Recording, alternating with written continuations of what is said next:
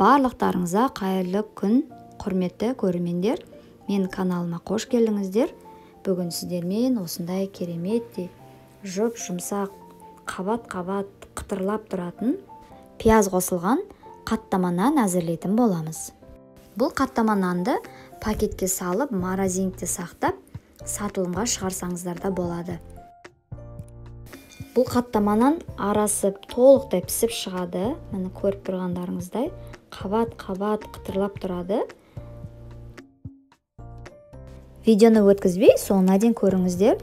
Сіздерге видео ұнап жатса, видеома лайк қойып, каналға тіркеліп, және де осы видеоға қатысты комментарий бөлімінде пікір қалдыруды ұмытпаңыздар.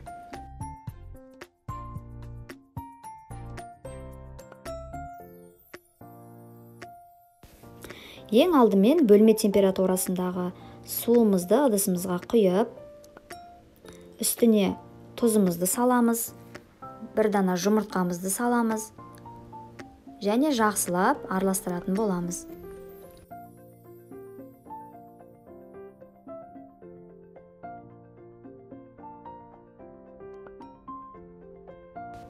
Алдын ала електен өткізілген ұнымызды ыдысымызға саламыз.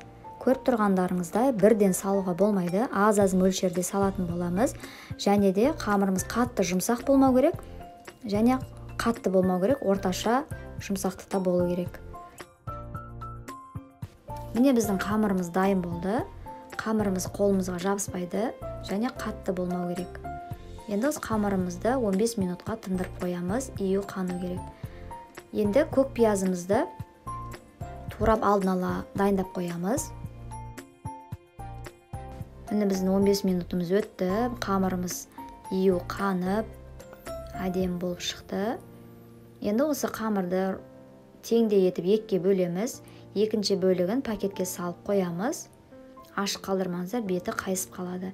Енді осы қамырды жұп-жұқа етіп, қамырды жайып шығатын боламыз. Алдын ала сары майымызды ертіп, суытып қою қажет, ыстық күйінде жағуға болмайды. Міне біздің қамырымыз дайын болды. Енді қамырымыз үстіне алдын ала ерітілген сары майымызды, не болмаса маргаринімізді жағып шығатын боламыз. Барлық жерге тигізіп жағып шығамыз. Енді алдын ала турап қойған көк пиязымызды осылайша видеодағыда көрсеткендей етіп сеуіп шығатын боламыз. Көк пиязымызды сеуіп, екінші қамырымызды жаятын боламыз. Міне менде дайын болды. Оқтауға орап, бірінші қамырдың үстіне жайып шығамыз. Енді жайып шыққан қамырымыздың үстіне алдын ала ерітілген сары майымызды жағып шығамыз. Міне майымызды жағып шықты, үстіне көк пиязымызды сеуіп, 10-15 минутқа майымыз қатқанша қамырды орамай күте тұрамыз. Майымыз толықтай қатқан кезде, қамырымызды кесетін кезде тіке, түзу және жылжып кетпейтін болады. Міне енді қамырымызды осындай кесіп, ұзынша етіп пышақтың көмегімен кесіп шығатын боламыз. Енді кесіп алған қамырымызды бір-біріне біріктіріп, бірінші қамырымызды ораймыз. Екінші бөлігіне қойып, бір-біріне біріктіріп, 3 қамырды бірге орап шығатын боламыз. Бізден осы бір қамырдан 4 дана қаттама шығатын болады. Дәл видеодағыдай етіп жасап шығатын боламыз.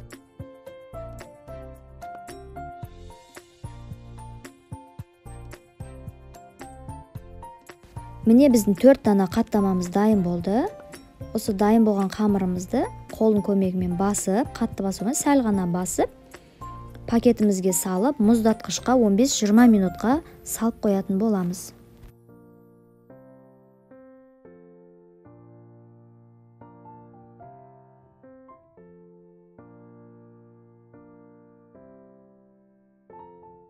Енді қамырымыздың бірінші бөлігін алып, осы оқтаудың көмегімен дөңгелек етіп жайып шығатын боламыз.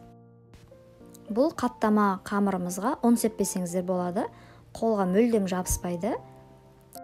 Қаттама қамырымызды табаңыздың көлеміне қарай жайып шығатын боласыздар. Менде 24 см диаметрі. Табамызды орташа отқа қойып, табамызға көп емес, аз мөлшерде майымызды құйып, екі бетінен қаттамамызды қуырып алатын боламыз. Қаттама нанымызды бірінші қуыратын кезде қолымыздың көмегімен айналдыра отырып қуыратын боламыз.